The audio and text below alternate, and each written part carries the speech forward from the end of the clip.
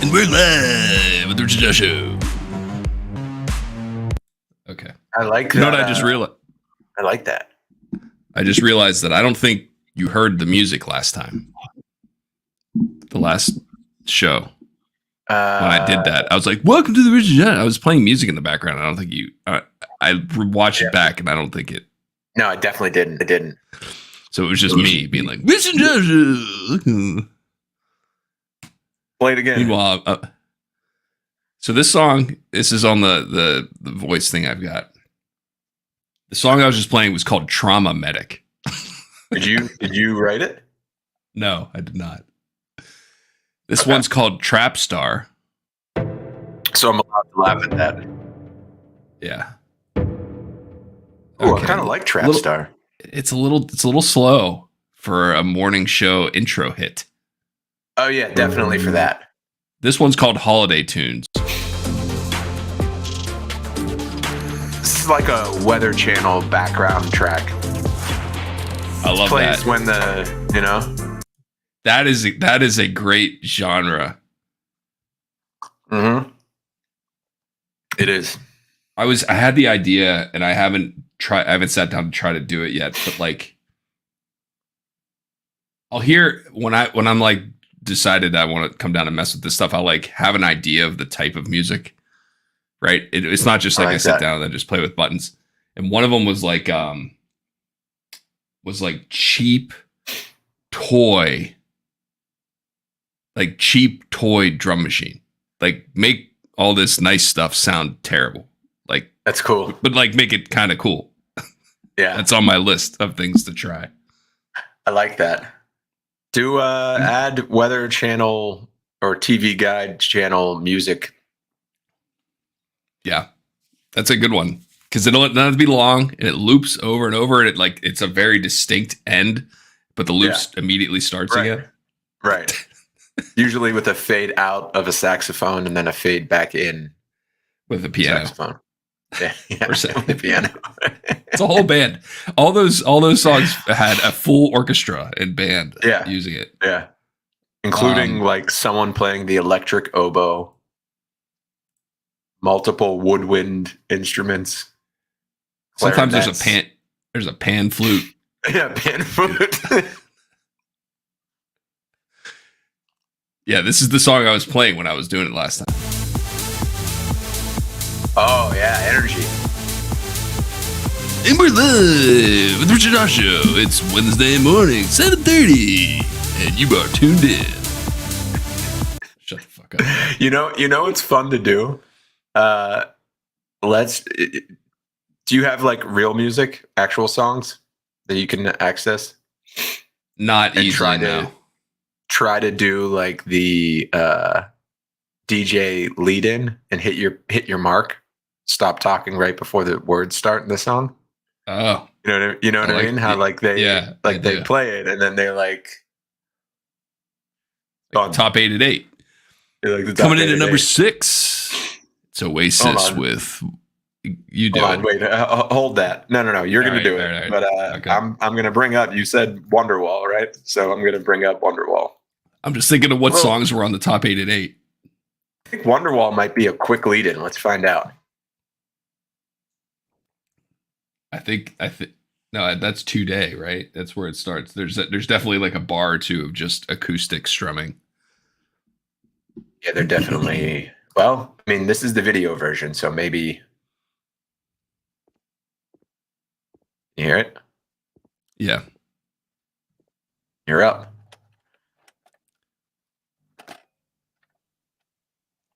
In tonight.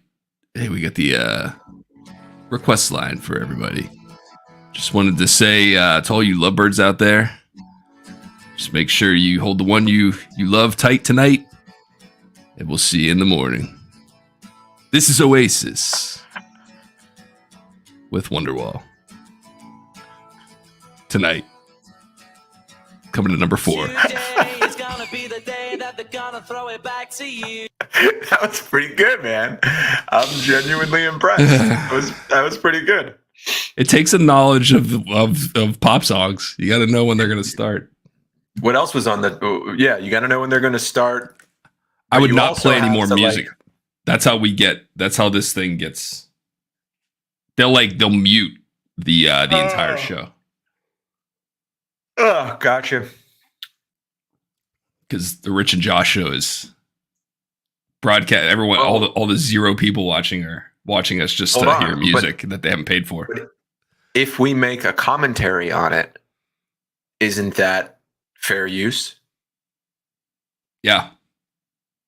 The thing is, YouTube or Google They don't know that. doesn't hear out the fair use arguments of Got it. podcasters with 0 views.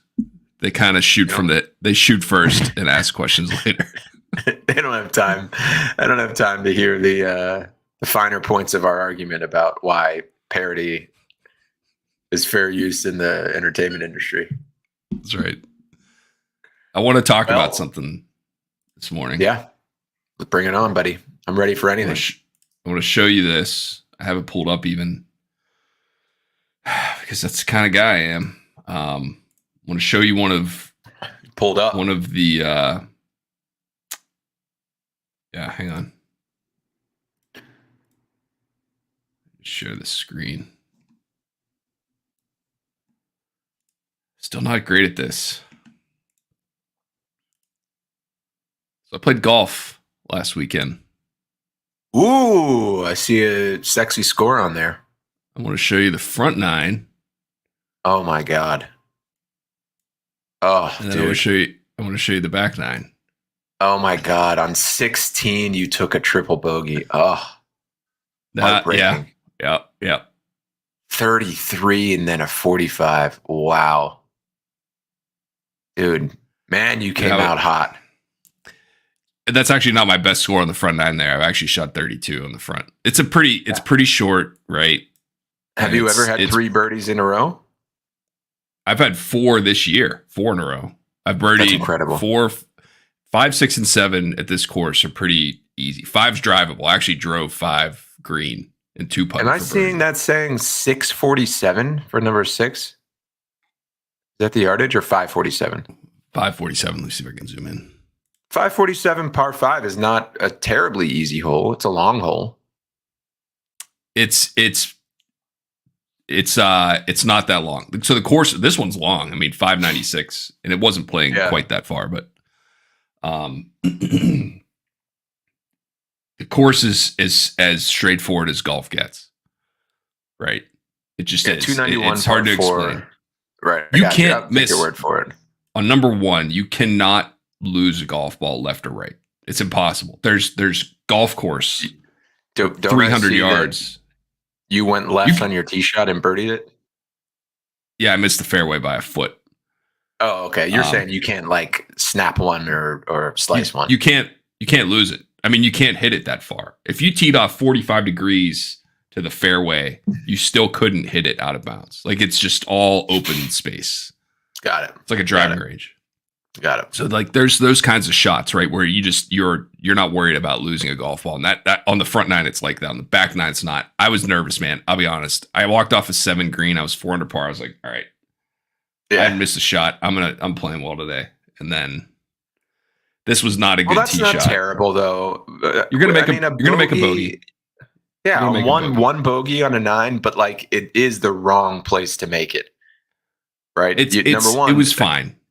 You don't want to make it on the 9th hole and then carry that momentum into the next. 9's a pretty easy hole too. Yeah. Another hole you can't lose a tee ball. And where's I the snap hooked one handicap? of the trees. It doesn't show 6'5". handicap here. My handicap? Have you ever used this website? The handicap for the holes. It's no, what is it? right. It's right here. Oh, the Grint. No, but I have a few friends who use it. I use 18 birdies. Very similar. Yeah. These are the handicaps of the holes. Oh, there it is. So okay. So I mean, and I was nervous, and I was even saying it. I'm like, all right, I think this, because I've my best score there is a 70, and I'm like, I'm shooting in the 60s today. made the turn in 33. And I was 20 yards from the green here off the drive, and I doubled it. I almost lost the golf ball on my chip. It was in the rough. It came out on a 300-yard par 4. I know. It's tough. This one's, par 3's taking a 4, no big deal. This hole right here, making a 6 there. I lost my tee ball, which is just insane. That I never do that. You lost it because you hit a bad shot, or you just couldn't find it, even though you clearly saw where it went? I hit a bad shot. It went into the bushes. We saw it. Okay. All right. I got you. So then what happened? You came back and you rallied and you got a birdie. That's huge. Like, especially after 3 bogeys. Yeah. I stuffed one here. A bogey and a bogey. Yeah. I stuffed one there to like 4 feet. This one, I had a great drive and I pulled my approach. I'd never do that. Made a double. What do you mean? You never hit a great drive and then follow it up with a shitty approach? Not on this hole. Like where I play this course all the time, and I know where but I was like off. I missed by a ton. I shouldn't have.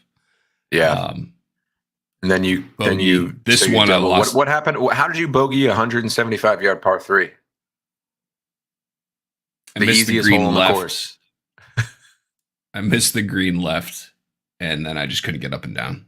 It was a tap-in bogey. It was no big deal. Okay. But it happens. A 4 and a par 3 is not that big of a deal. Those are the hardest holes to.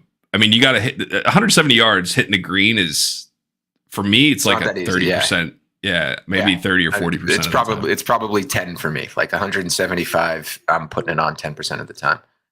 But I play bogey golf. Like, that's my goal. So right. I guess par 3s are where I usually get the most frustrated if I go anything over bogey, because it's just, I don't know, mental. Yeah. And then what happened on the triple? I lost my tee shot. Just again, pulled it. Like, you shot a 78 with like 3 lost balls. 2. Yeah. That's pretty impressive in itself. A 78 with 2 doubles and a triple. Yeah, you don't see that every day either. Well, dude, I still think that, like, what's your best round? What's your best score? 70. I see 77. Let's take a look at it. It's in here somewhere. It was last year. Seeing a lot of golf here, Richard. 71. No, where's my 70? They wouldn't take out your 70. No, this is everything. And maybe it was before that. I like the way this looks and how easy it is to visually scroll. They've done a nice job with this. We'll go through my golf stats because I know that's what the viewers want to see. The way it's presented is pretty curious. cool. There it is. Yeah. May 21. Same course? Yeah. Same course. Bogey, birdie, bogey, birdie. Pretty pedestrian. I'm usually right around even par making the turn on this course. That's great, man. Bogey, birdie, bogey, birdie is a good rhythm. I like that.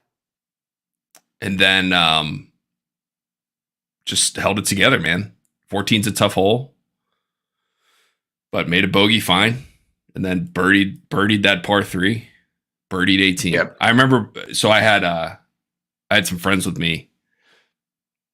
They were nervous for me, right? And I was nervous. Dude, I'll tell you, let me show you one of the craziest scores I've ever had. This one was crushing. I like took me I had to like recover from this. Dude. I had to recover mentally from this for weeks. 15 holes of perfection. 4 under par on the 16th tee.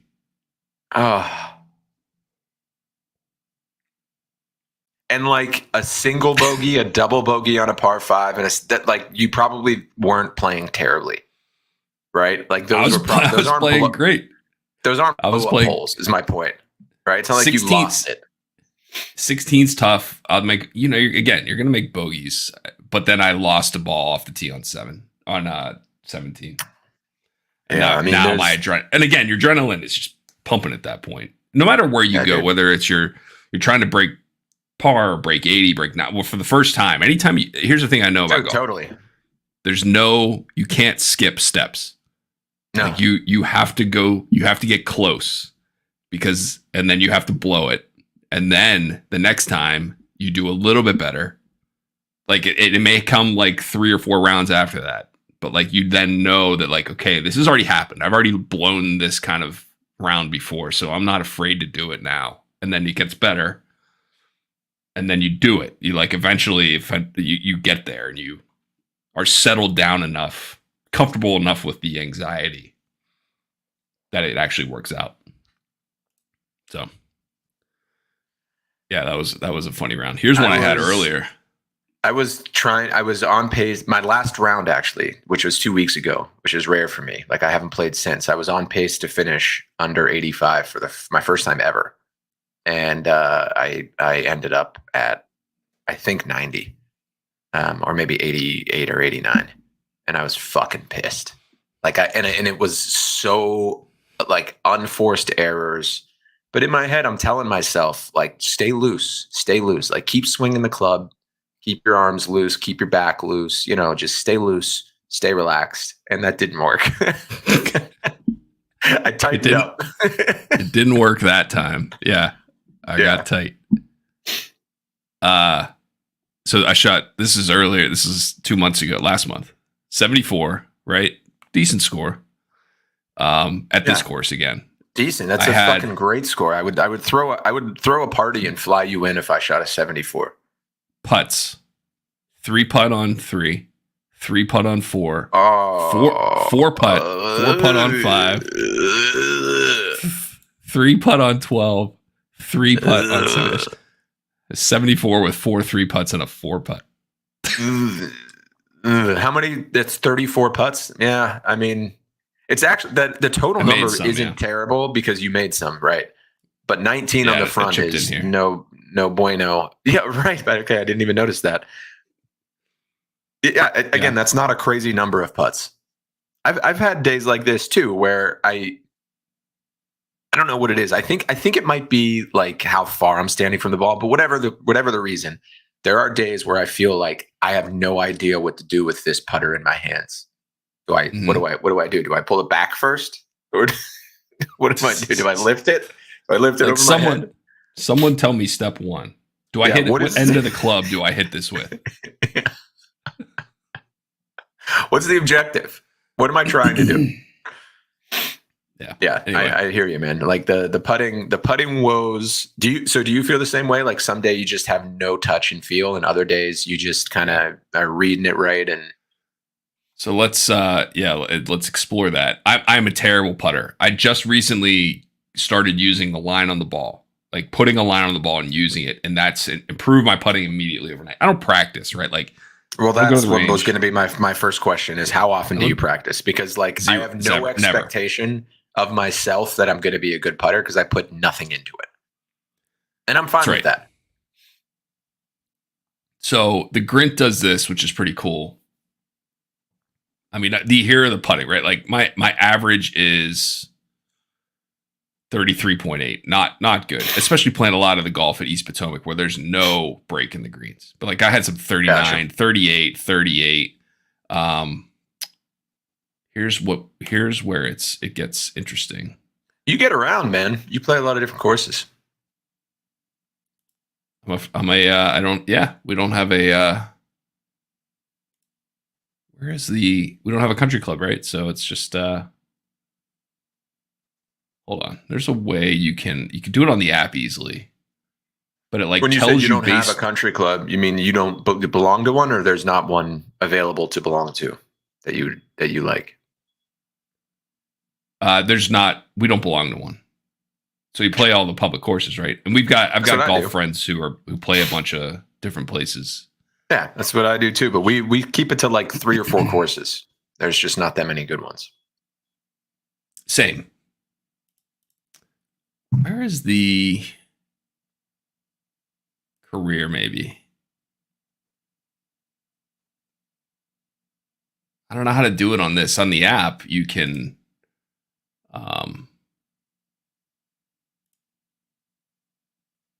it'll show you like your stats versus what they should be average stats for people of the same handicap level. And for me, greens in regulation are crazy. Like I hit a lot of greens, right? Like 11, 10, 9, 14. My career, my average is almost 10. 9. It's a 9 around. Yeah. It's a lot of greens in regulations. Is it greens in regulation or green in regulations? Well, per the Grint. greens in regulation. In regulation. I'm glad we got to the bottom of that. Yeah. Okay. I think we're done here. Anyway, what inspired you to show me this? Was it the almost great round? I don't know, Josh. We got stuff. We got airtime to fill, and I knew you weren't going to be prepared, so I figured I'd start with something. No, I mean, like, are you chewing on it still? Like, is it eating at you? Not really. No.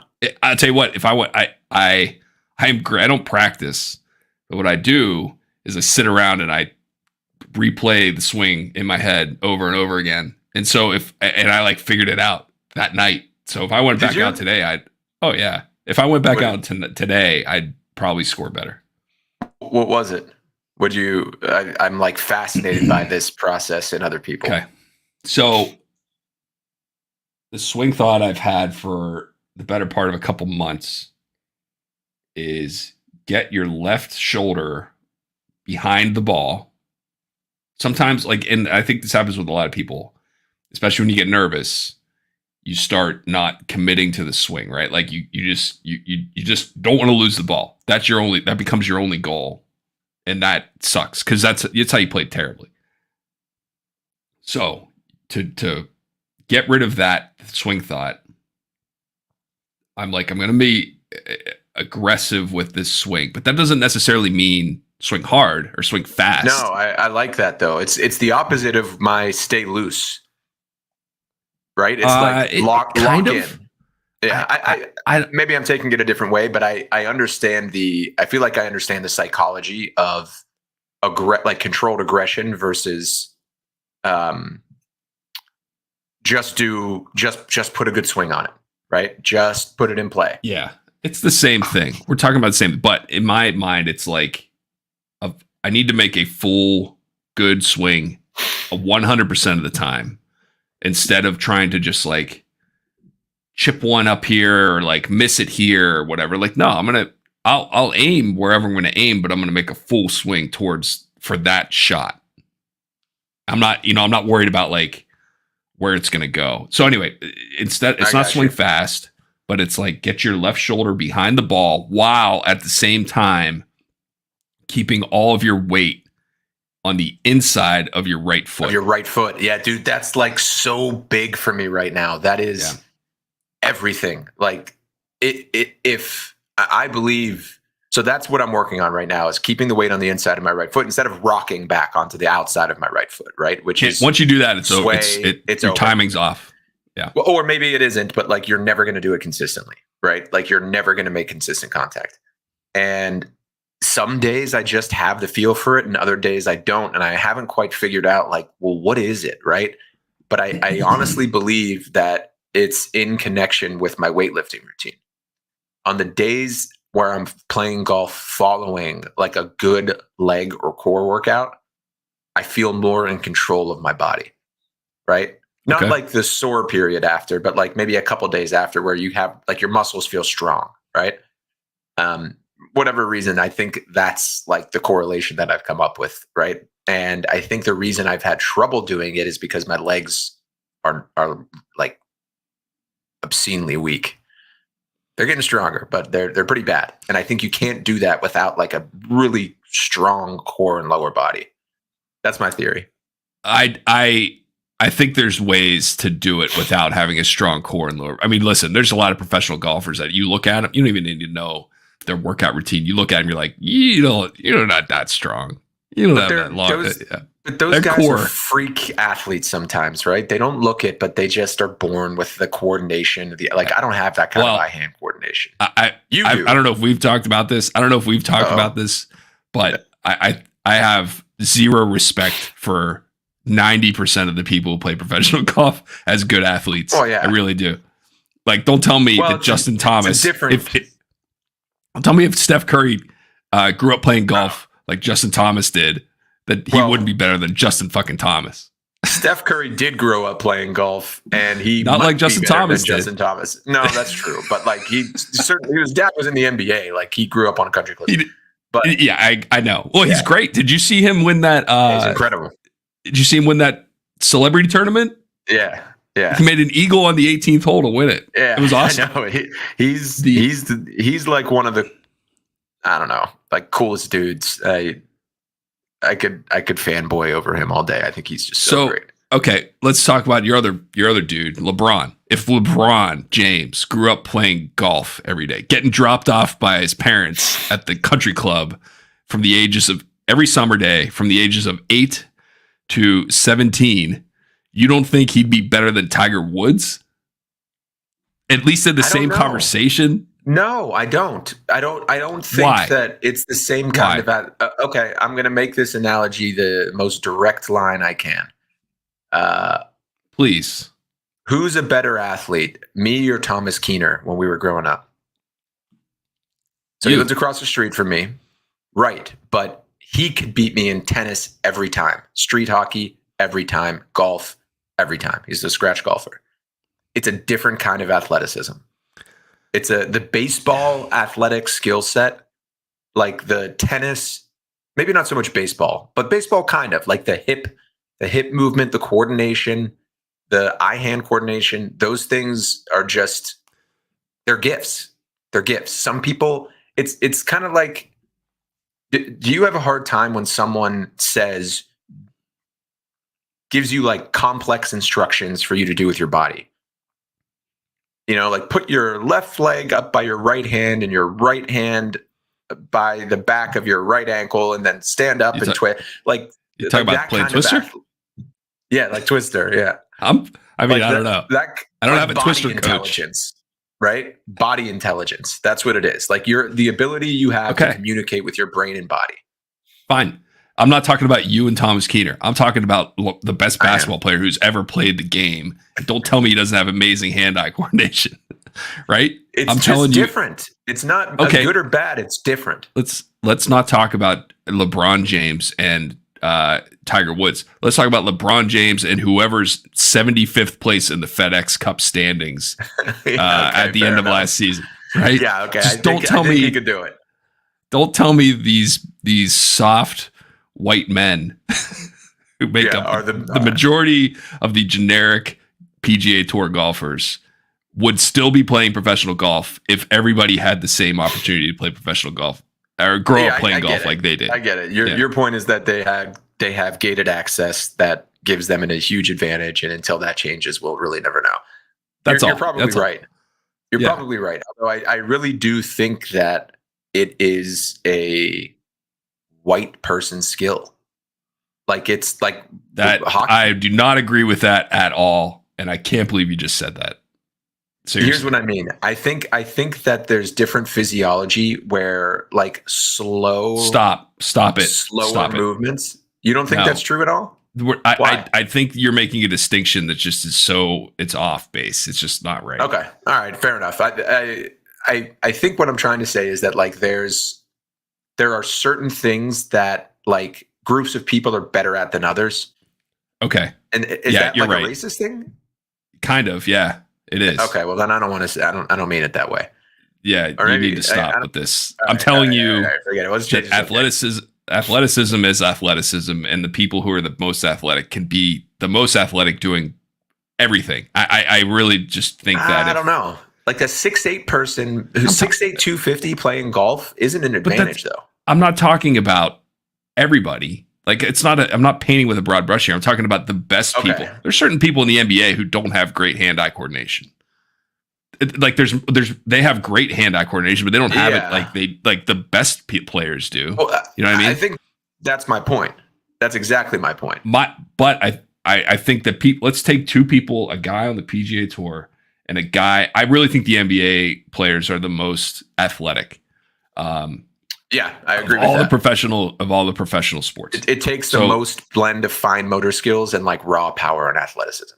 And endurance and just you have to be in great shape for the most part. And I think if you take two people, one who makes their living playing the NBA and one who makes their living playing golf, and let's say they have the same hand-eye coordination, everything else about the person who's able to play professional basketball would be more advantageous than a guy who's Ricky Fowler, who's like 5'10", 150 pounds playing golf. I see what you're saying. They're longer. They're going to be taller, right? They're more muscular. Right.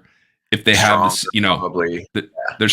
They're probably stronger than Ricky Fowler. And I think if that was the case, if you had guys who were able to play golf with those kinds of physical skills, the game, like professional golf as we know it, the people playing professional golf today would not be able to make a living playing professional golf. Yeah, that's interesting. There's a few. I've never thought of that before.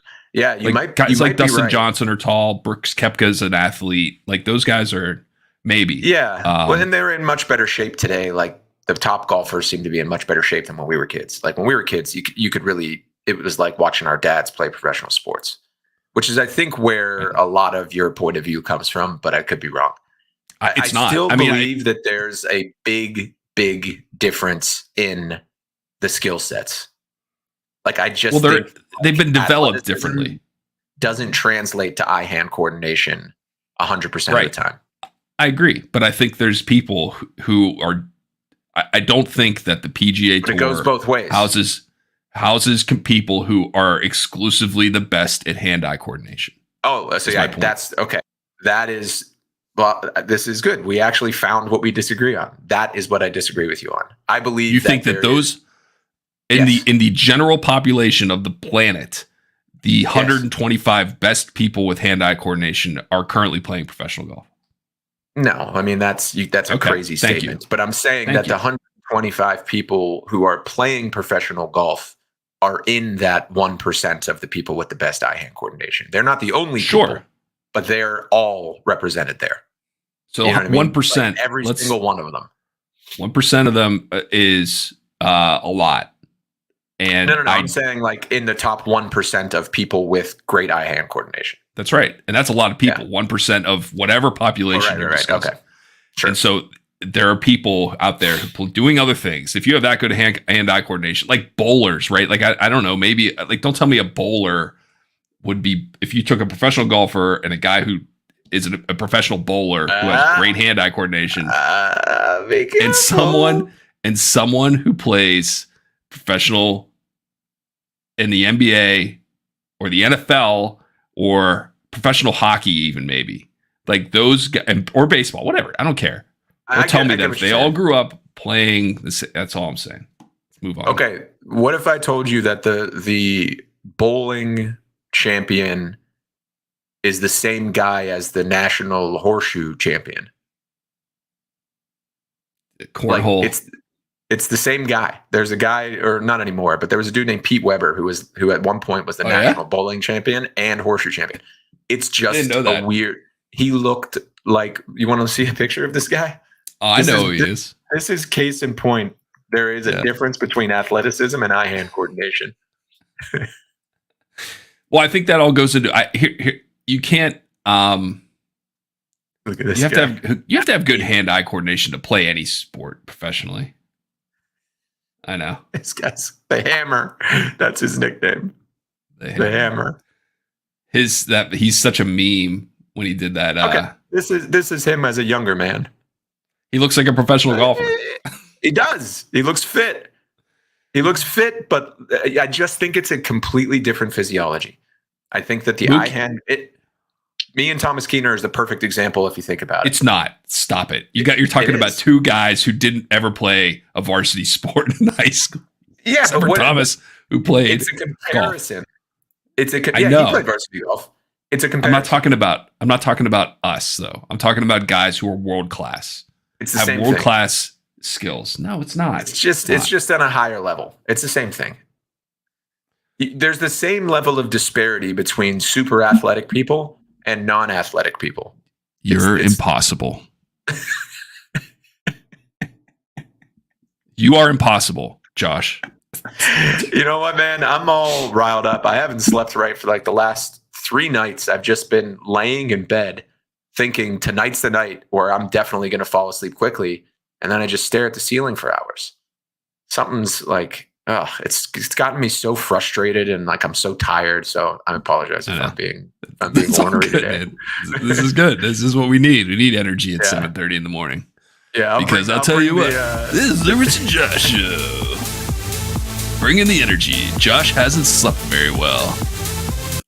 How was the wedding? Everybody, I'm pissed off. Wedding was good. Yeah, it was a good time. I saw a couple buddies from college. Yeah, it was. You know, like whose wedding? Oh, so it was your friend's wedding. Yeah, it was my buddy from college, Dan Ashton. Let's get Allison in here and ask her if she had a good time. So this is herein lies the problem. No Allison, right? She's in the Hamptons until I think Saturday. So hey, yeah, her friend just moved back. Friend who had left her Tesla here. It's gone now. I had to say goodbye to it yesterday. That's pissing me off too. Got to give away my free Tesla. I got no wife here to hang out with and make me meals. So I've got to fend for myself. So you're just making friends with the DoorDash driver bringing you cinnamon sugar bagels or whatever they are? Yeah, super cinnamon bagel. Yeah, I haven't got one yet with the chocolate chip cream cheese. Oh boy. Chocolate chip cream cheese. Jesus. Maybe today will be the day that I get a super cinnamon bagel. I'm doing Weight Watchers. Did I tell you that? Yeah. Yeah. So like that's a whole day's worth of points right there. I can't play it fast and loose. But I feel good. I feel good. But I think that might be because of the fact that I'm juicing. They've got me taking Clomid, which is supposed to spike my testosterone and give us a better chance at fertility. Got it. And I feel pretty good. I feel good. Like I do a full hour workout and I'm like, yeah, okay. What else? What's next? I can't wait until you stop taking it and we do one of these. And you're just gonna be it's not going to be fun,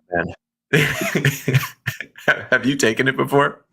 No, I haven't. Yeah, okay. I've just started doing research about exactly what you said. Like, am I going to hit a wall? Like, how much of this is just okay? I've been eating better and taking better care of myself for the last 6 months, and how much of this is the steroids that I'm taking? and it's not steroids. It's something that I think that people who are on steroids take during off cycles to replace their testosterone that they lost, I guess. All I know is that Barry Bonds was taking it when he broke the home run record, so it can't be bad.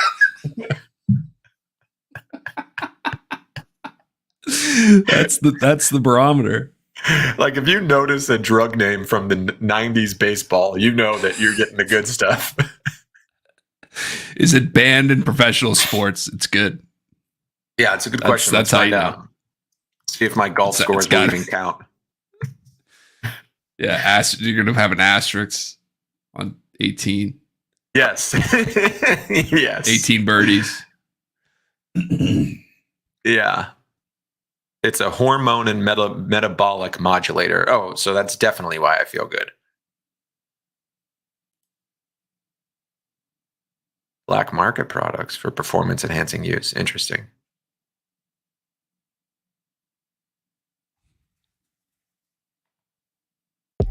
AIDS in healing.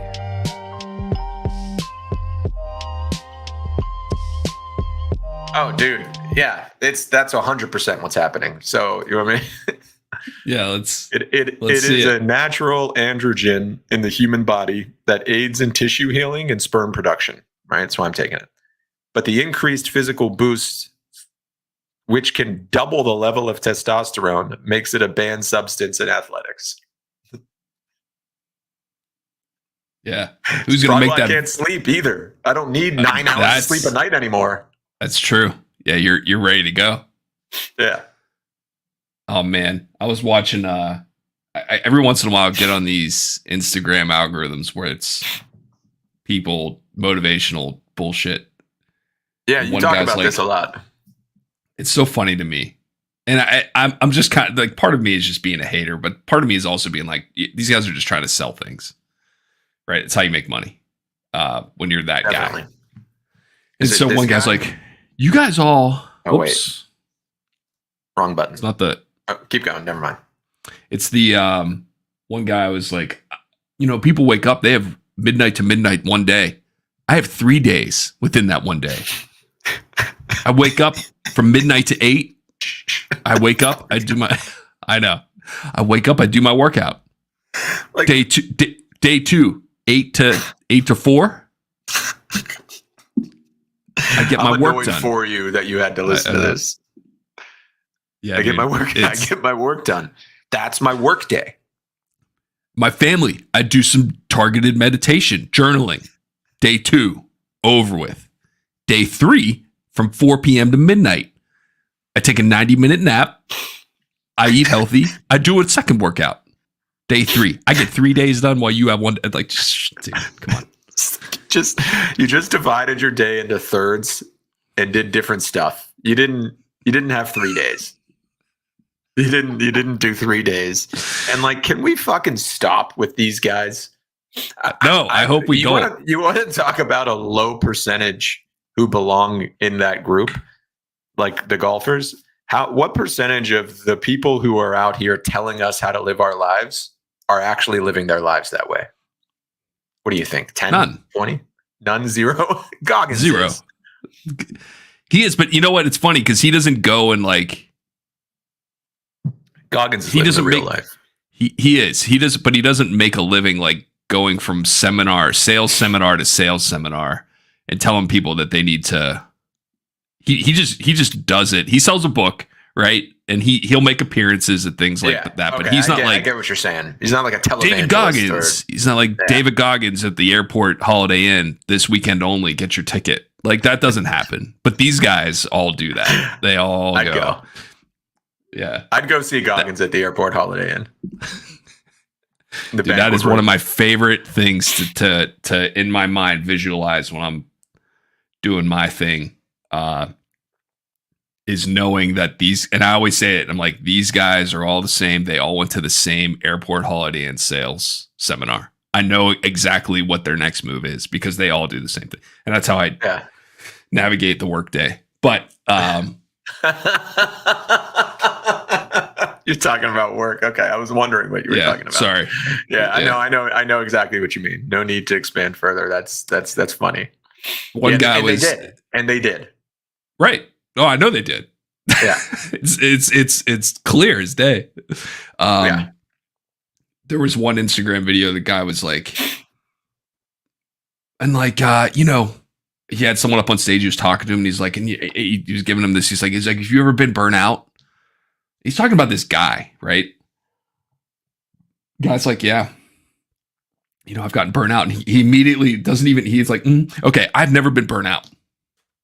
I never burn out. I never burn out. I just have to refocus my energy. I've never experienced burnout. I don't know what burnout is.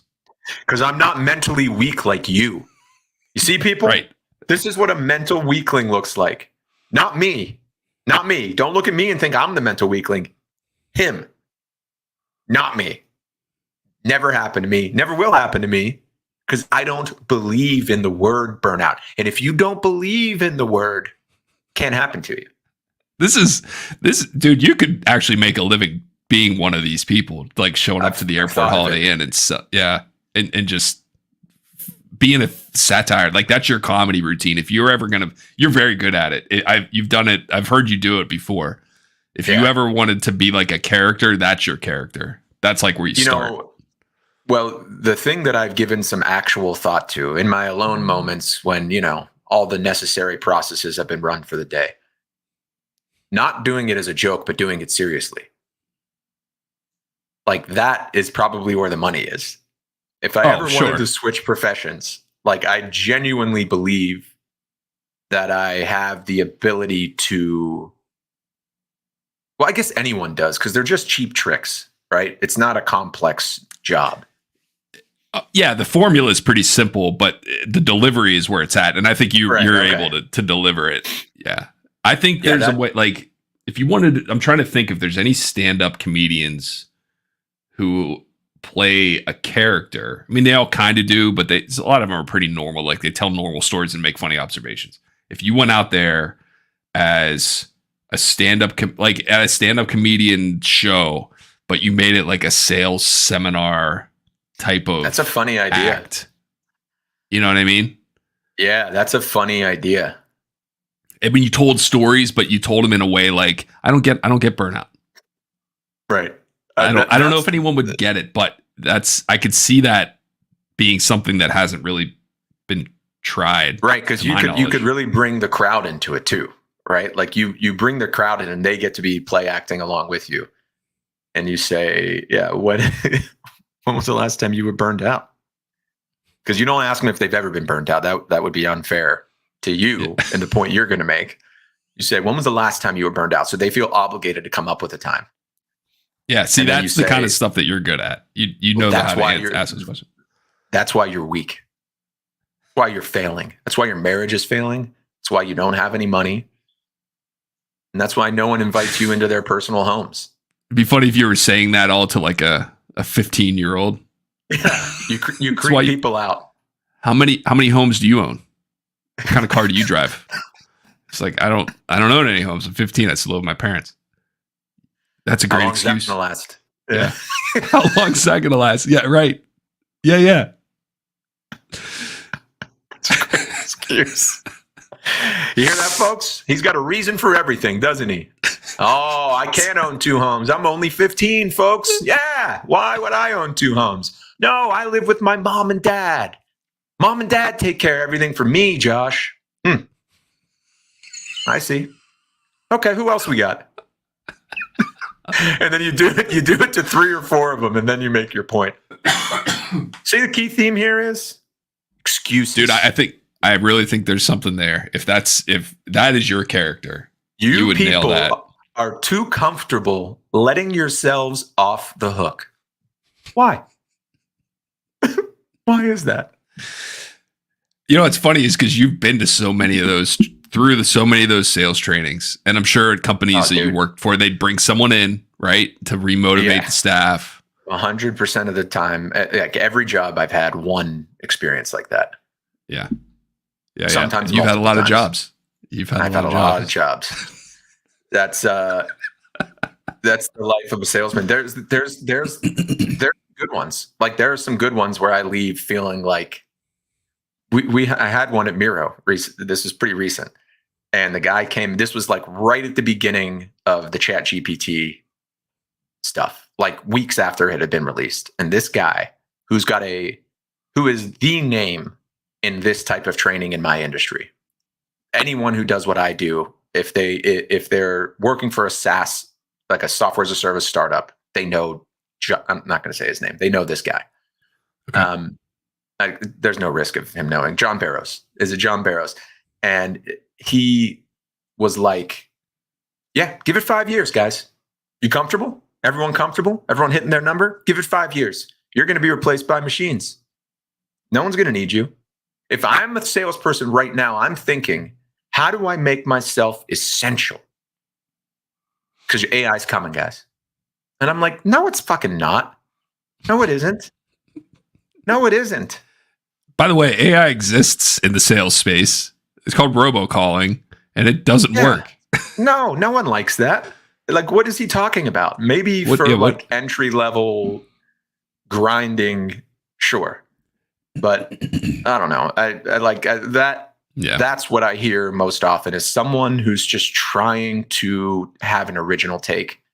Yeah. And it's, not helpful. But some of them are pretty good. Like the ones that I think are good are the people who are able to break down what we do into a science and teach it like a science. Sure. Right? The better, like the more organized you are, the more efficient you are, the faster you're able to get people through certain gates. That's very real. And I think that there's value there. But the rest of it is like, it's all horseshit.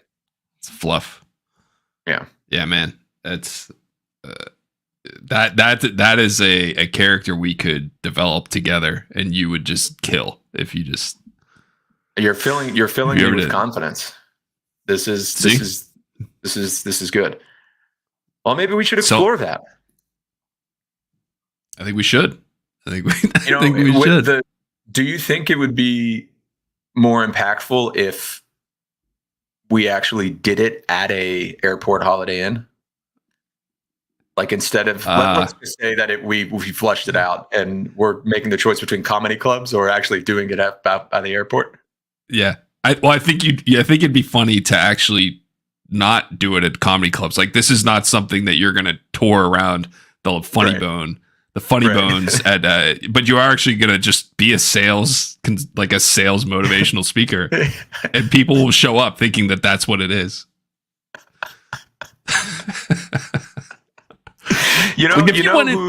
Who's kind of doing this? Do you know Corporate Bro? No. Corporate Bro is getting pretty big.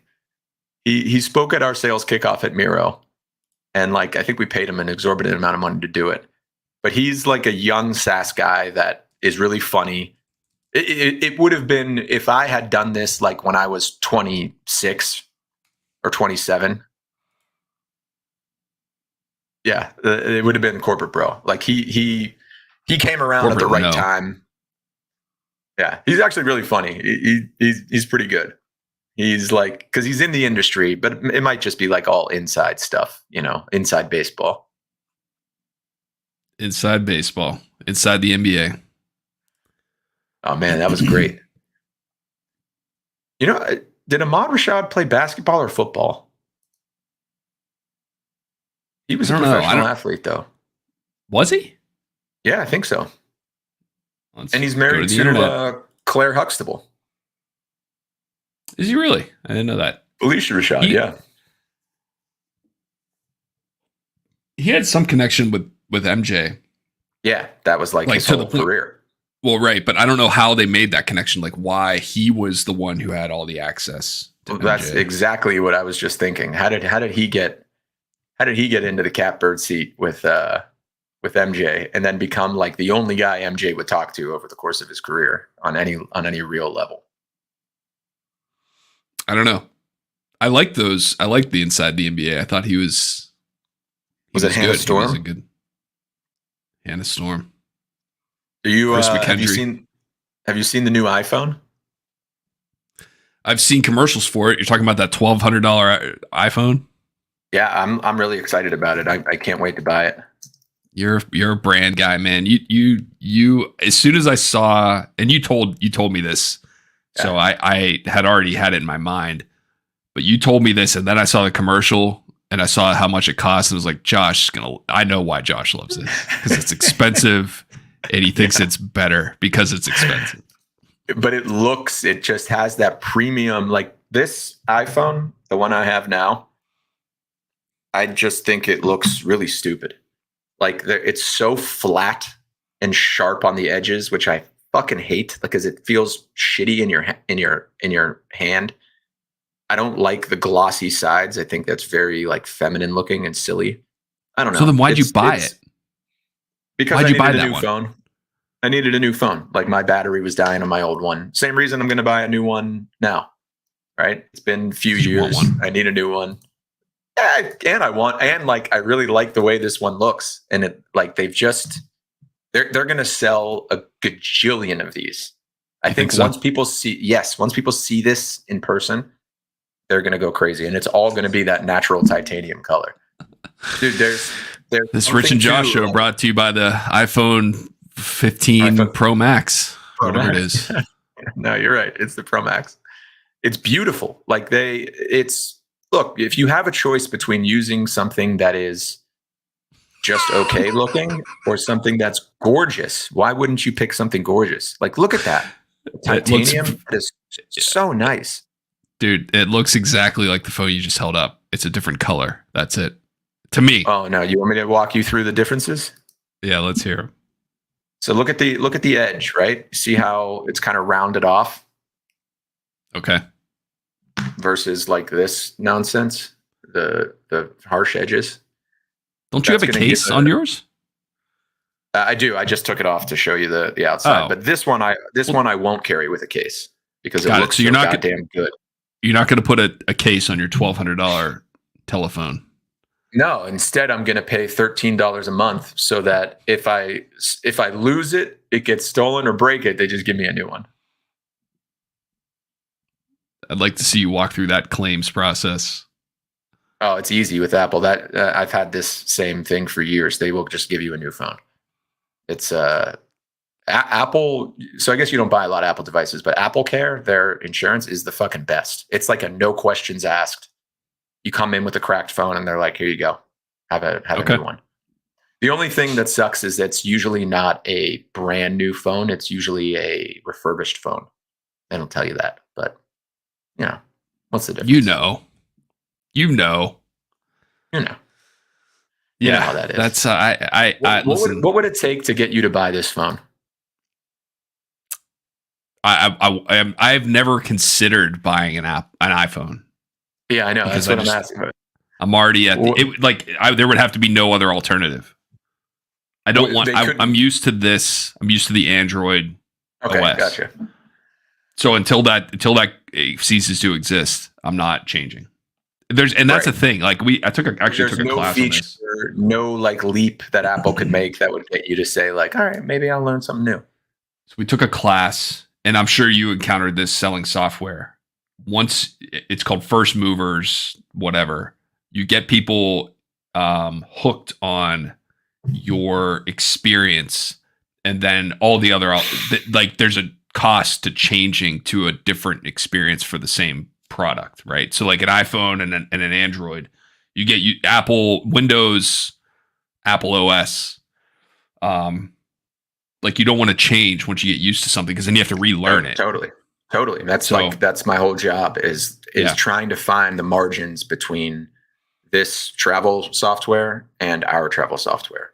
I took a class. 15 different choices. Yeah. It was I can't remember the name of the class, but it was like digital marketing or something. It was really cool. I actually enjoyed it. The teacher was good. And that made a lot of sense. It does make a lot of sense. You get someone hooked on a experience, right? Like the user experience is the biggest variable with software, right?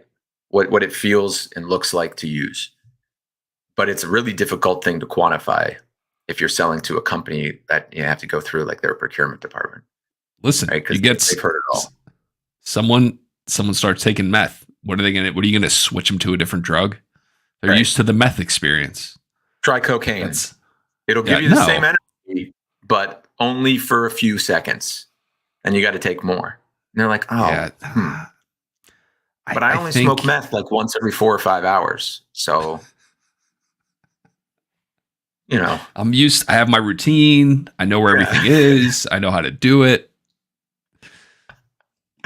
Got my favorite meth pipe. Can't start snorting stuff. That's crazy.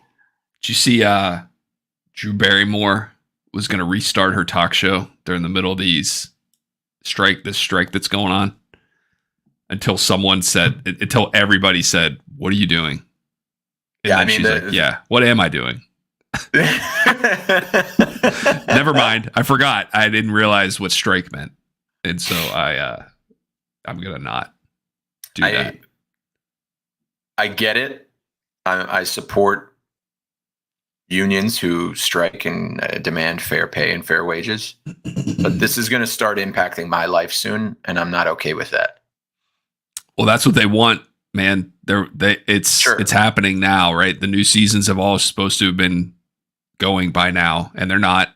And so now they're going to start losing subscribers to Apple TV and to Netflix because there's nothing new there and everyone's watched everything. And that's why it's going to end in the next 30 days. You think so? Yeah. This is what they were waiting for. They're waiting for the new seasons to not start. And then that really puts the leverage on the streaming services. But why would the streaming services allow that to happen? Because that's how it works. They want to make. They don't know that because they want to make as much money as they can, and so they don't want to give in. Wouldn't they make more money if they actually had content and didn't lose subscribers? That's right. Yes, but the people are striking to not do that. Oh, I see. There's two sides of this, is what you're saying. I see. All the streaming services want to do is do nothing. They just want everyone to go back to work. There's no like, they don't want to change anything, right? They just want everyone to like, hey, we're doing it. What's wrong, guys? Hey, guy. Hey, guy. It's an Office on Netflix. Hey, come on. And yeah, but the actors were like, okay, well, we're gonna drag this thing on. Everyone's already fatigued, and now the hammer's down because they're not gonna have new content. I read something like a month ago that said there was really no end in sight, and then I lost interest in it. Like it just was at a point where it seemed like it was going to drag on forever. I wonder who planted that story. Someone did, right? The writers, yeah. Oh, it's never going to end. Yeah. So you might as well just cancel your subscriptions now. But I think at the time that was because they weren't even communicating. Like they had just resumed actual negotiations after having said like we're too far away. There's no point in being here. The art of these kinds of it's not an art. It's the same formula, but it's fascinating to me. Whether it's this or there's another spending bill, like we're running towards the edge of the cliff again here as a country. September 30th, I think the government might shut down. Yep. And they're like, we're not going to do anything. Both sides are like, we've put our best offer on the table. I'm like, shut the fuck up. Yeah, but that is the most effective negotiation tactic. To do nothing. Yeah, exactly. There's nothing that trumps that. Walking away. Right. Walking away works every single time. It's very funny, and everyone knows that, right? It all plays out exactly the same way. But they always try to spin it as like we're ready to come to the table, but we've already talked, and then it never ends up being like you don't ever completely win.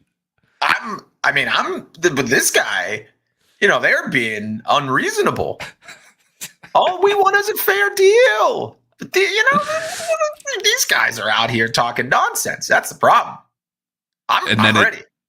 And then we get to the point where they do the deal and they're like, you know what? We won some, we lost some. We got some things that were good for us. They got some things that they wanted. And it's like, yeah, dude, just do that up front. Like, what is this? Maybe that could be, by the way, there's a show on Apple TV with Idris Elba, called, Airplane Show. Yeah. It's like Hostage or Negotiating or something. Anyway, did you watch it? I watched episode 1.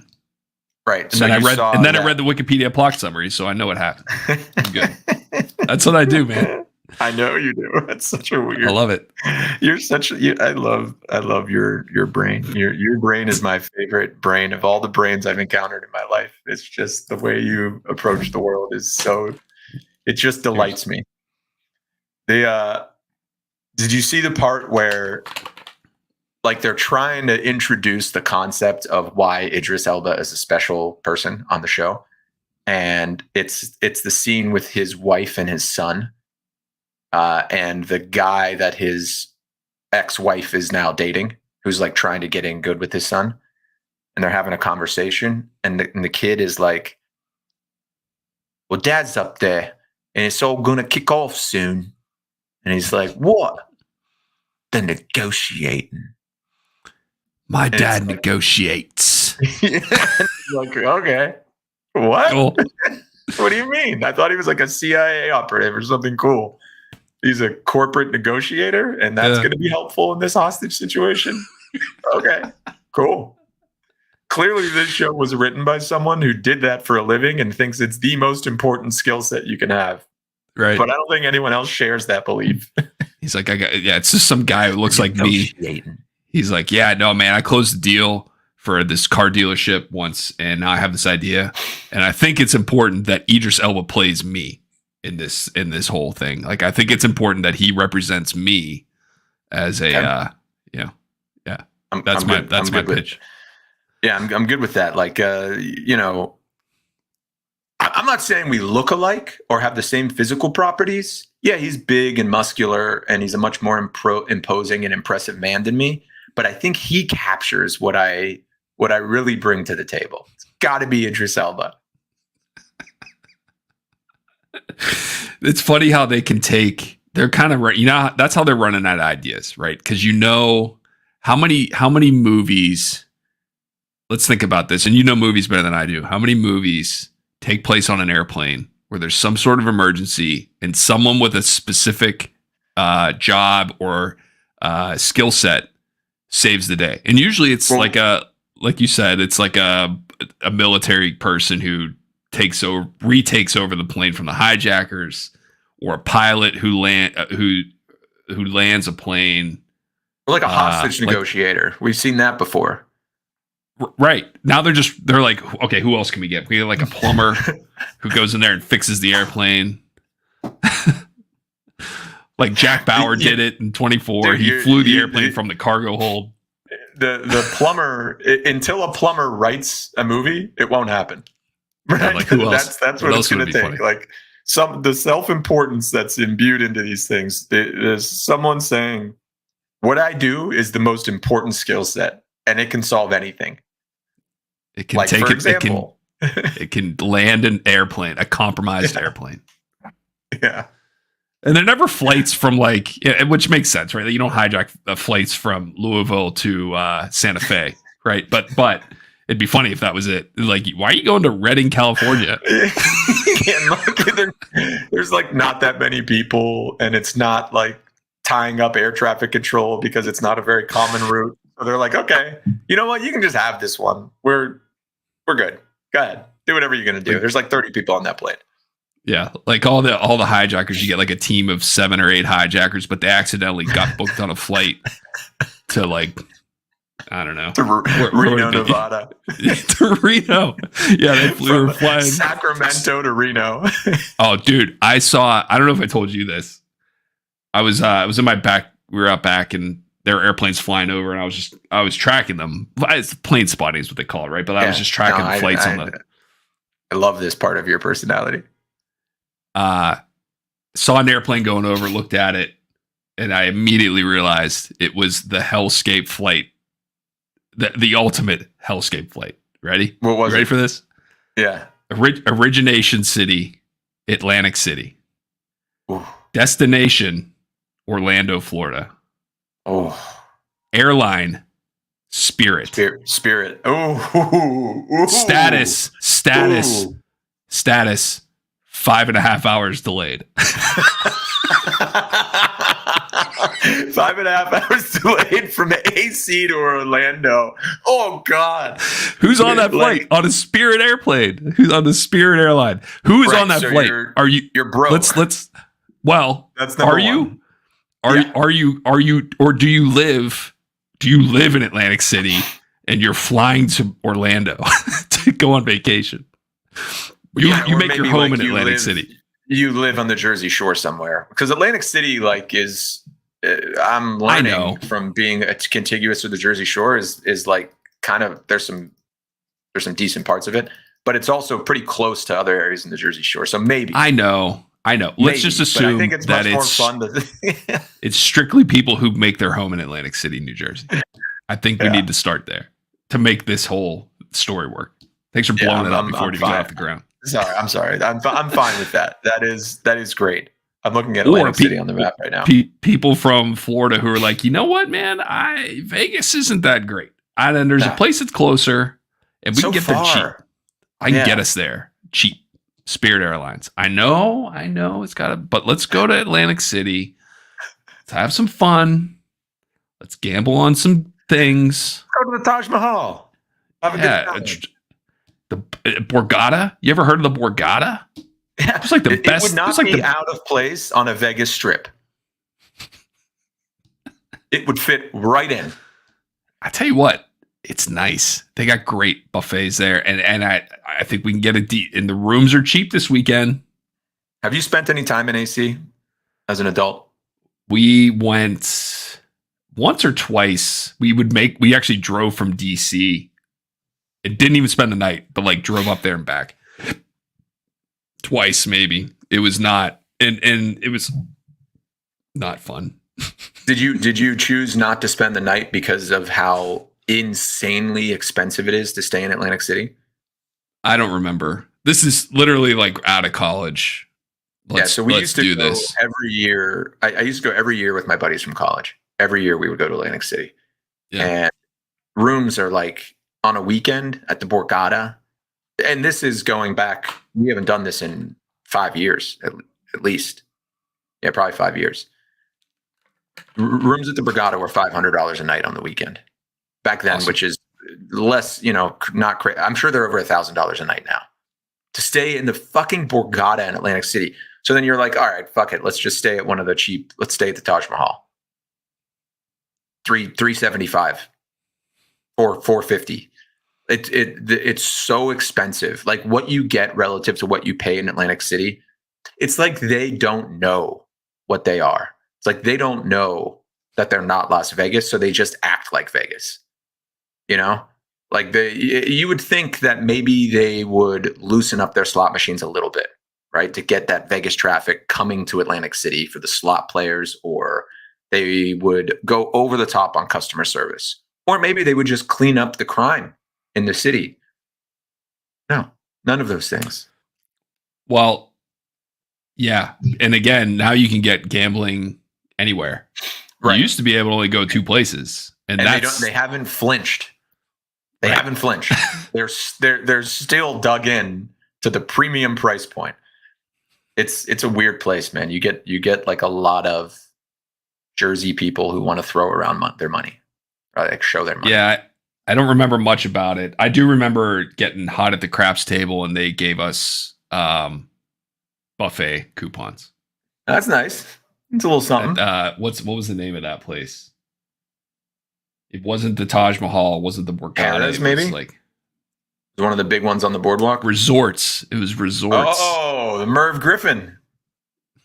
That's where my dad. Right. So my dad used to go down with his buddies to Atlantic City every now and again. I would remember that as a kid. He would come back from Atlantic City and, like, depending on how he did, would either have like he got me one time. He got me these clay poker chips. He got me a set of like real clay poker chips, and that was pretty cool. I liked that one. Must have been a good night. Every child should have in their toy box.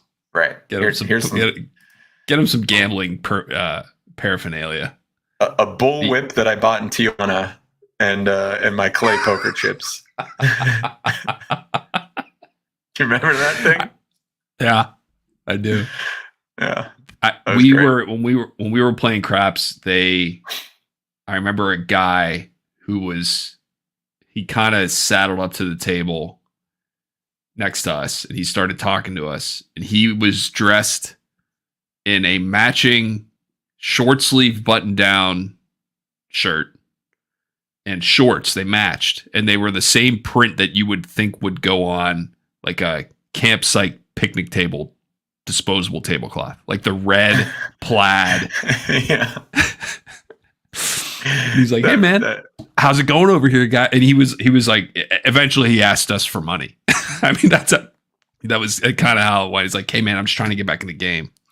He'd lost his chips. I'm like, "Yeah man, I'm not giving. Sorry, dude." Like, yeah. How do you think this is going to go, sir? What do you think is going to happen here? Yeah, it just. Let's just say hypothetically you got back in the game. What kind of decisions are you going to make, and what kind of ROI can I expect on this investment? Yeah, really. What's the end game? Because if you're here, if you're in this position, you didn't make good decisions, right? Like you're asking me to throw good money after bad here, my guy in the red tablecloth shirt. It was great. Do you still like gambling? No.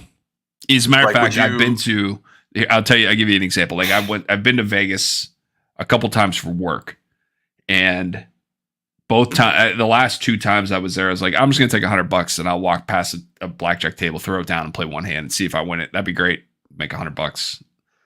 And I couldn't bring myself to do it. Like I walked through the casino, I walked past 100 blackjack tables, and I'm like, I don't fucking care. I don't want to lose this money, and this does not excite me like it did. We used to gamble a little bit. Yeah. Like I like if you and I were to go take $500 each and sit down all night at a blackjack table, I think that would be a great time.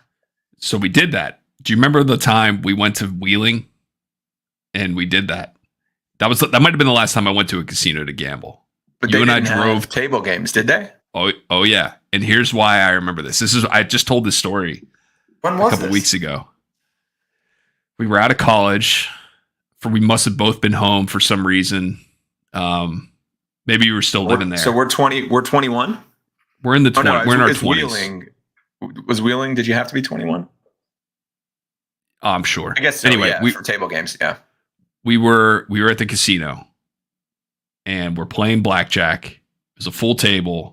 You were in seat number 1, so you were at the very end of the That's my favorite seat. And I was next to you, and it was a full table. I don't remember how we were doing, but I remember this happened. I remember this is now why I stopped going to casinos. The dude, and it was fine. Like the table was no big deal. Like everyone was minding their own business, whatever. A guy who was probably our age, a fit guy, was sitting next to me, and he got up in between hands, and he kind of brushed my shoulder. So it caught my attention. Like I wasn't like, oh man, what the, it just caught my attention. I do remember this. Let me tell the story. I turned around and I watched him walk up to a guy who standing right behind him, taller than him, and they said something, and he headbutted him in the fucking nose. Yeah, that was wild. I remember the sound. I remember the sound. Out of nowhere though, right? Yeah, like I remember, or maybe I just wasn't paying attention, but like it felt like, whoa, that escalated extremely quickly. She was about the dealer. I remember was a lady. She was about to start dealing, and I remember putting my hand over my chips, and I remember saying to you, I was like, grab your chips, because we might have to just kind of ride this out. They didn't get into a fight. The guy liquefied the other person's nose. It exploded. I remember that. It sounded like someone crushing an empty Solo cup. I remember that. And the dude, and then the head butcher sat back down. He sat back down to play blackjack. He was bleeding. No one said anything about it. He was people. It didn't happen. I said something to him. Didn't I? I think you were kind of you were just far enough removed that you were not really.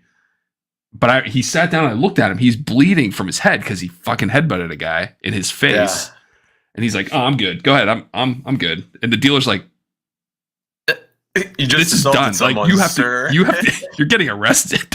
Yeah, you're going to jail tonight. The guy's still standing there. He's just like in shock that his face is destroyed. But it was had something to do with like a girl or something. I don't. Of course, right? Yeah. Like that's what you would expect. It's Wheeling.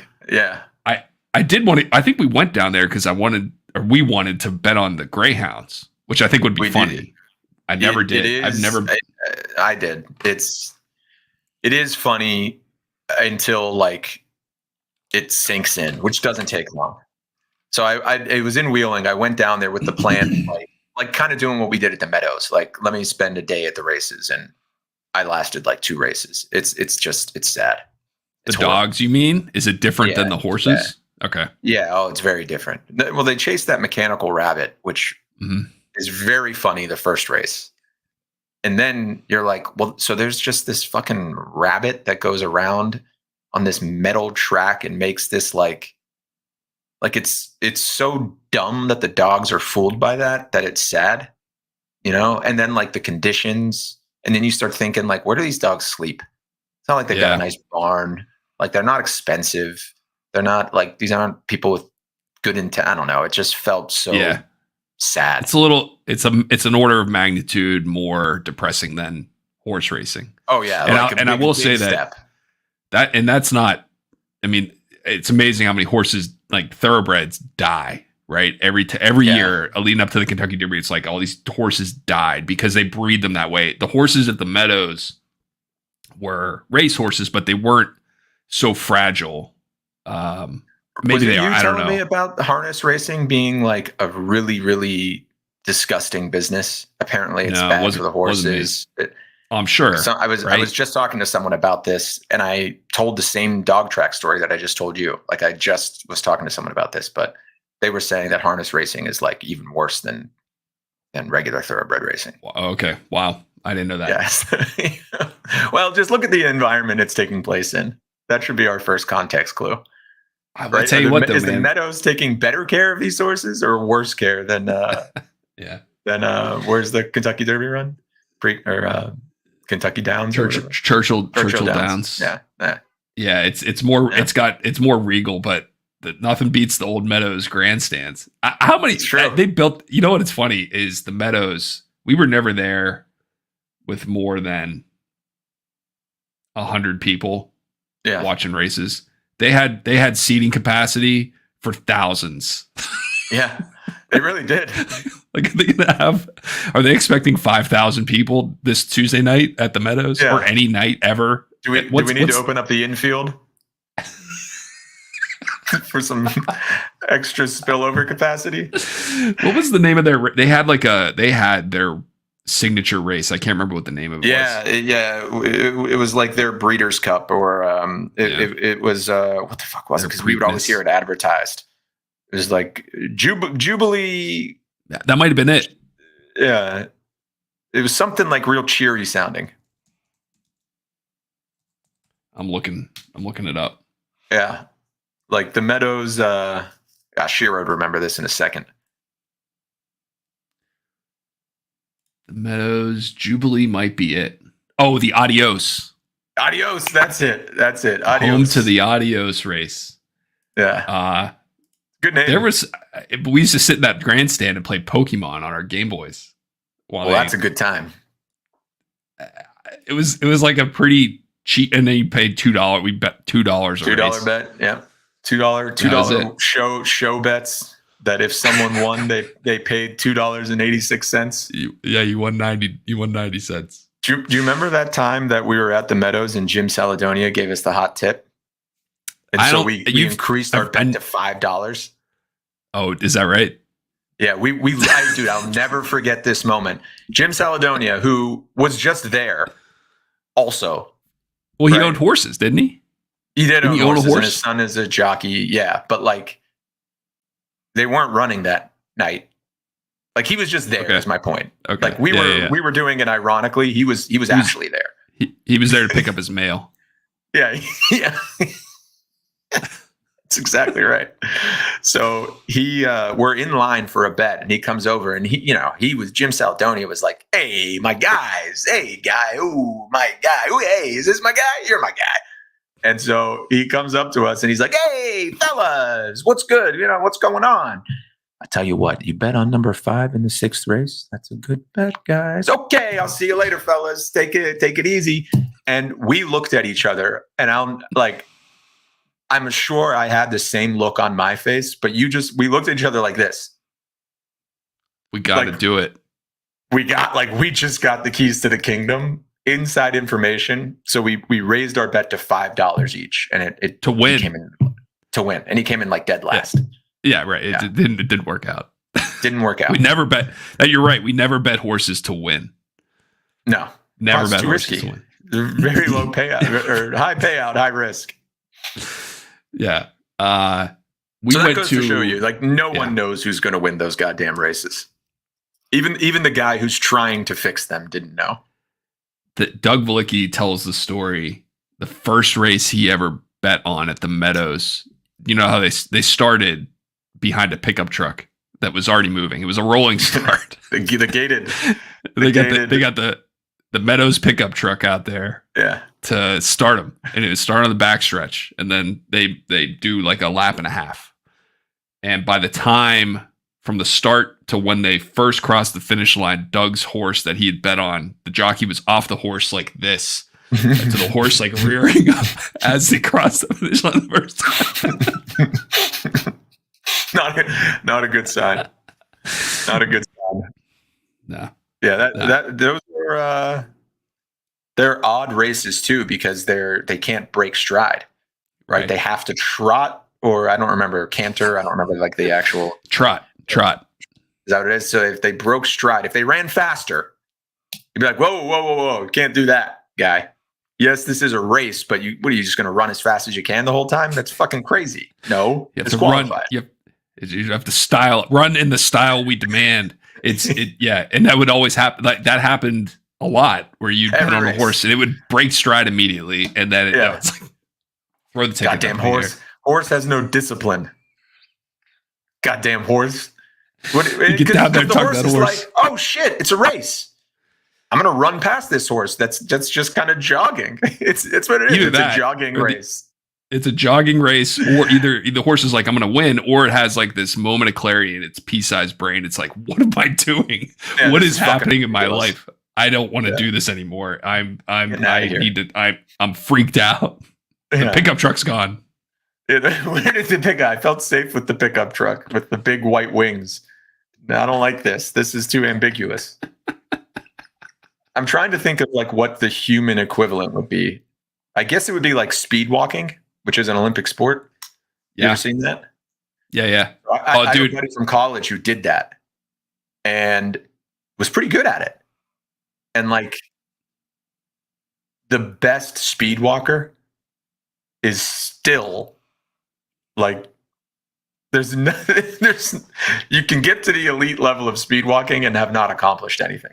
That's what I'm talking. It's the same argument we made with the PGA Tour, but like way bigger, right? Okay, if LeBron James speed walked, he'd be the best speed walker.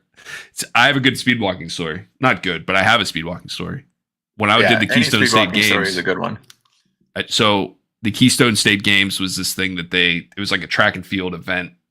Over the summertime, it was individual. It wasn't like a school thing, right? And it was Olympic style.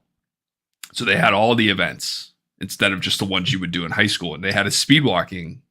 It was like a 5K speed walk or 3K speed walk. So it took forever. But there were so few people. And I think if you finished in the top 2 or 3, you got invited to, you could go to nationals, which was just whatever.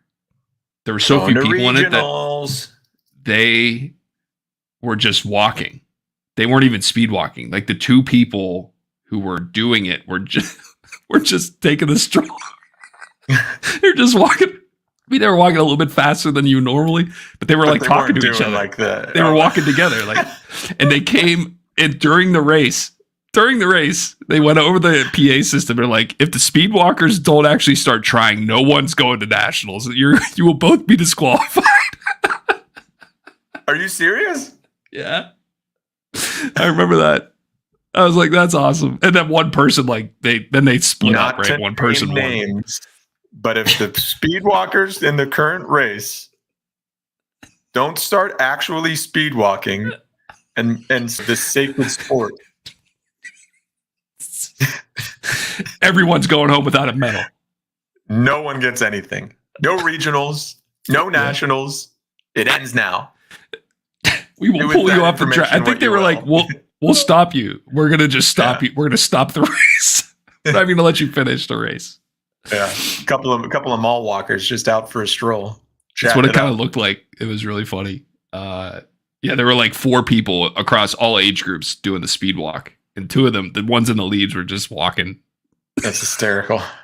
Where was this? It was at the Keystone State Games when I did that decathlon. Oh, right.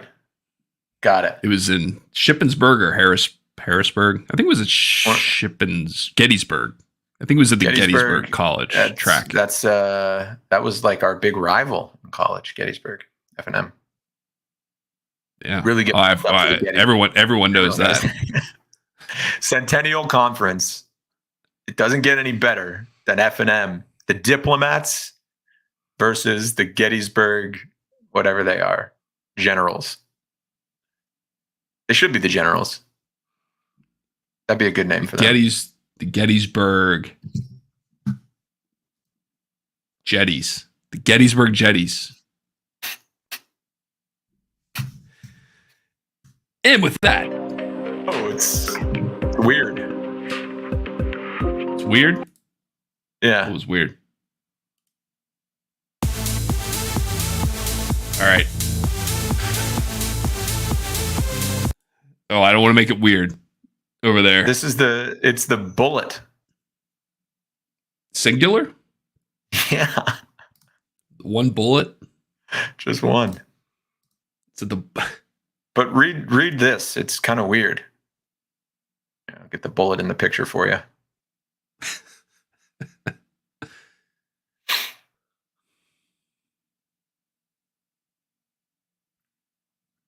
1,000 to 1, the Corey Weissman story. Yeah. Not 1,000,000 to 1. Yeah, those odds aren't terrible. They're not great. This is their mascot? An unofficial mascot? Like what?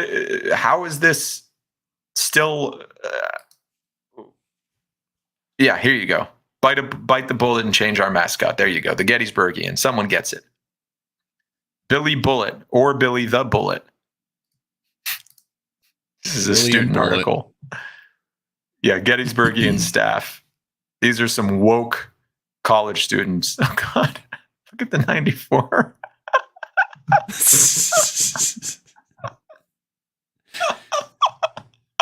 That's funny. That's a great mascot. This is courtesy of their archives. This is real. What the hell is this? It's a bullet wearing sunglasses with arms and legs. And jeans. I think it's that's a great mascot. I love it. I think it's a great mascot. Mascots are supposed to be silly and dumb. I feel like speaking of mascots, since I thought Steely McBeam, maybe I'm misremembering this. God. Steely McBeam was not a person. Jesus Christ. That's terrifying. That's awesome. Yeah. But yeah, Steely McBeam. Yeah, go ahead. Because I was telling Allison about this because it came up during Monday Night Football. Steely McBeam had a little moment. I remember seeing him and I'm like, that's not Steely. I'm like, well, who is that? Because Steely McBeam, when first introduced, and I remember seeing it like in NFL films, mic'd up, like little clip of Kevin Green, who played on the Steelers until like 1993 or 4. Yeah. Talking to a mascot at a game at Three Rivers, and the mascot was just like an I-beam. It wasn't a person. Right. It was like but with eyes and stuff. And he was like, Steely McBeam, what's going on, man? And I'm like, yeah, that's Steely McBeam. He said person. Steely McBeam? Yeah. Because I remember it so I don't know what you're talking about with Kevin Green. That's some Mandela effect shit. But yeah, what I remember is they had a fan contest to name the mascot. And this was like 15 years ago, maybe 10. And at the time, like the only people who knew how to participate in the fan online voting poll were young people who basically trolled the Steelers and named this fucker Steely. It's not true. That's not true. That's not true. They said it, and they said it on there. It's like the Mick had they maybe that was one of the options. You don't think it was a fan contest? Well, it might have been a fan vote, but it was one of the options provided by the team. Because this is back when they did like Bodie McBoatface. That was the one, right? Remember that? No. In England, they held a contest with a write-in option to name a like Navy research. Oh, that's right. That's right. I do remember this. It was Bodie McBoatface. Yeah. So that's what I'm conflating. I'm conflating that story with the Steely McBeam story. I thought it was a similar thing. Like, why would the Steelers choose that name? It's terrible. I gotta find this, and if you show me Kevin Green, maybe what happened was. So I remember the I-beam mascot that was short-lived. Okay. Yeah, I remember seeing pictures of it. I don't remember like interacting with it, but I'm wondering if like Kevin Green was just kind of quipping. Maybe. Right? Like, oh, Steel guy. It was this guy. Hang on. Pull it up. Yep. 1 sec. Okay. Some hats make my head itchy, others don't. Let me pull this out here. Okay. Window. Boom.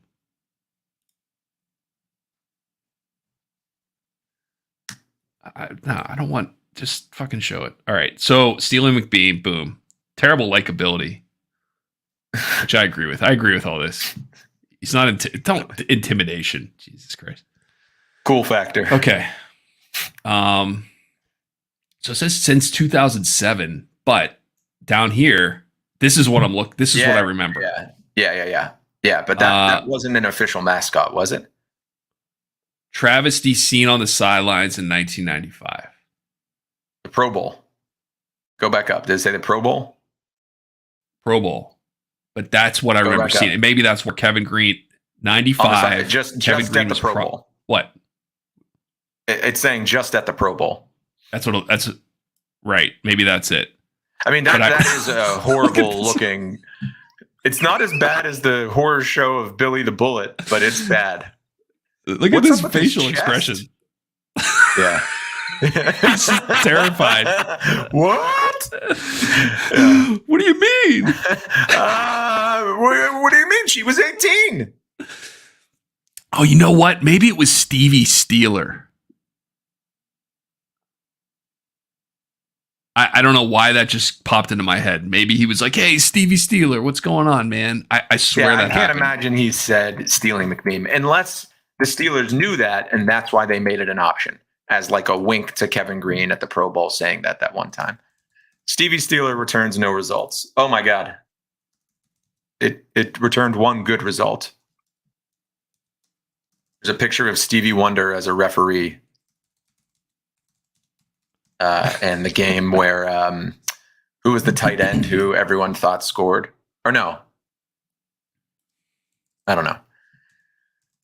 Oh no, it's a meme from the Super Bowl 40 where the Steelers got like a bunch of good calls over the Seahawks. Stevie Wonder was Stevie Wonder is the referee. That's what comes up when you go to Google Images and you type in Stevie Steeler. Stevie Steeler. Just go ahead and that's going to be our new logo. Like, just change the eyebrows, make them angry, not shocked, terrified. All right, man. This is fun. I got to roll. Yeah, dude. Look at the two guys in the shades in the front here, chilling. Yep. And then look at my man on the right with the mullet. Looking at Stevie Steeler, just sizing him up. Yeah, why did they think that turning the eyebrows that way and leaving the mouth agape was a good option? All right, I gotta roll. All right, buddy. Later, dude. See ya. Later.